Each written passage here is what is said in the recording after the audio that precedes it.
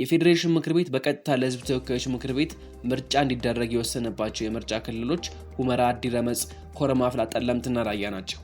ቢቢሲ አማርኛ በተመለከተው የእጩዎች ዝርዝር ውስጥ በእነዚህ ምርጫ ክልሎች የተመዘገቡ ተወካዮች አልተካተቱም።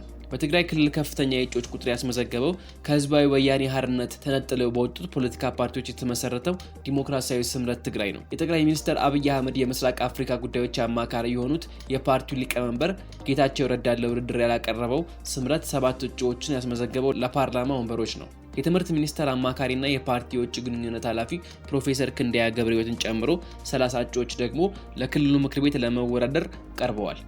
በደም አፋሳሹ ጦርነት ምክንያት 6ኛው አጠቃላይ ምርጫ ያልተካሄደበት የትግራይ ክልል ላለፉት 5 ዓመታት በህዝብ ተወካዮችና በፌዴሬሽን ምክር ቤት ውስጥ አልተወከለም። በኮቪድ-19 ወረርሽኝ የተነሳ በአገር አቀፍ ደረጃ ምርጫ በተራዘመበት ወቅት ለብቻው ምርጫ በማካሄድ የመሰረተው የክልል ምክር ቤትም ከፕሪቶሪያ ስምምነት በኋላ ተበትኗል። ብሔራዊ ምርጫ ቦርድ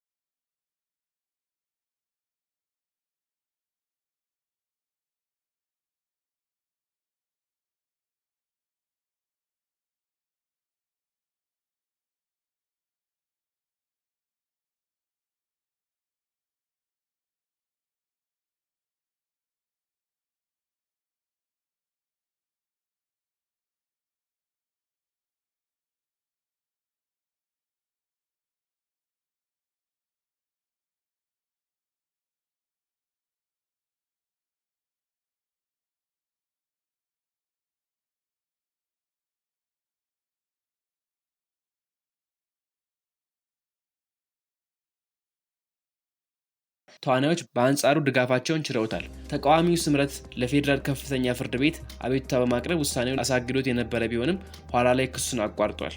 ፍርድ ቤቱም እግዱን አንስቷል። ይህን ተከትሎ በፌዴሬሽን ምክር ቤት ውሳኔ መሰረት በአካባቢዎቹ ምርጫ እንደሚካሄድ ይጠበቃል። በምርጫ ክልሎቹ የህዝብ ተወካዮች ምክር ቤት ተወካይ ለመሆን በእጩነት የሚቀርቡት የትኞቹ የፖለቲካ ፓርቲዎች ናቸው የሚለውን ግን እስካሁን ግልጽ አይደለም። ቢቢሲ አማርኛ ያነጋገራቸው አንድ የምርጫ ህግ ባለሙያ እነዚህ ቦታዎች ከትግራይ ክልል ውጪ ሆነው በቀጥታ ምርጫ እንዲደረግባቸው መወሰኑ በክልላዊ ፓርቲነት የተመዘገቡ የፖለቲካ ቡድኖች ከመወዳደር ሊያግዳቸው እንደሚችል ገልጸዋል። የምርጫ ህግ ባለሙያው ከሁለቱም ክልሎች ውጪ ከሆነ የትኛውም ክልል ፓርቲ አይሳተፍም። የትግራይ ክልል ፓርቲ እንዳይወዳደር አካባቢው ከትግራይ ክልል ተነስቷል። የአማራ ክልል ፓርቲም እንዳይወዳደር በአማራ ክልል ስር ያለው ጊዜያዊ አስተዳደርም ህጋዊ አይደለም። ይሁን አይነት ማብራሪያ ይፈልጋል ብለዋል። እንደ ባለሙያው ገለጻ በዚህ አሰራር መሰረት አካባቢውን በህዝብ ተወካዮች ምክር ቤት የሚወክል እጩ ማቅረብ የሚችሉት እንደ ብልጽግና ያሉ አገር አቀፍ ፓርቲዎች ናቸው።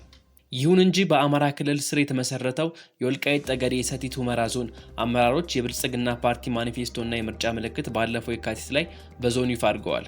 የዞኑ ዋና አስተዳዳሪ አሸተ ደምለው 7ኛው ሀገራዊ ምርጫ ህዝባችን የመምረጥ መብቱን ያገኘበት ታሪካዊና ፍትሃዊ ምርጫ ነው ሲሉ በማስተዋወቂያ መድረክ ላይ ተናግረዋል። የአካባቢው ህዝብ በምርጫው መሳተፉን የህዝቡን የመወሰንና የማንነት ጥያቄ መመለስ የሚያሳይ ትልቅ ዕድል መሆኑን የገለጹት የዞኑ ምክትል አስተዳዳሪ ኮሎኔል ደመቀ ዘውዱ ደግሞ ነዋሪዎቹ እንዲመርጡ አሳስበዋል።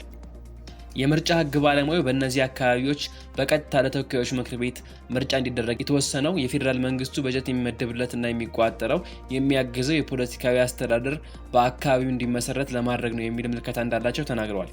ባለሙያው አከራካሪ ተብለው በተገለጹት አካባቢዎችም ቢሆን ለሚካሄደው ምርጫ የሚሆን አስተማማኝ ደህንነት የመኖር ጉዳይ ላይ ጥያቄ ያነሳሉ። በራያ አካባቢዎች በትግራይ ኃይሎች ስር እንደሚገኙ በማሳየት ጠቅሰዋል። በተለይም ኮረም፣ አላማጣ፣ ራያ ያሉት አካባቢዎች ከሞላ ጎደል በህወሓት አስተዳደር ስር ናቸው፣ ከዚያም ካለፈ ግጭት የሚፈጠርባቸው ናቸው ሲሉ ስጋታቸውን ገልጸዋል። በወልቃይት አካባቢ የበላይነት ያለው ኃይል በመኖሩ ምርጫ ለማደራጀት የተሻለ መሆኑን ጠቅሰዋል። አክለውም በራያ አካባቢዎች ምርጫ ቦርድ ምንም አይነት ሁኔታ ምርጫውን ሊያደራጅ እንደሚችል እርግጠኛ አይደለሁም። በሌሎቹ የትግራይ አካባቢዎች ምርጫ የማይደረግ ከሆነ በእነዚህ ላይ ለማድረግ የሚያስችል ፖለቲካዊና ደህንነት ሁኔታ አለ ብዬ አላስብም ብለዋል።